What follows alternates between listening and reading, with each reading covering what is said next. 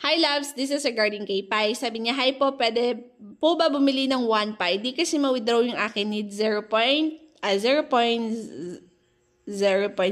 Pi. Huhu. Yes, pwede kayong bumili sa akin kasi mas mahal siya. Kasi naka-hold yung mga Pi coins ko na yon. Siyempre, pag ibebenta ko siya, bilhin mo ng highest na, tumatak kasi sa $3 ang 1 Pi. Pero choice nyo yan. Sa akin, may bumibili. $3 ko siya binibenta yung isang 1 Pi ko. Kasi sayang, ini-stock ko yon. Pero pinapalabas ko siya, diba? Magagastos yun. But anyway, message me if gusto mong bumili ng 1 Pi.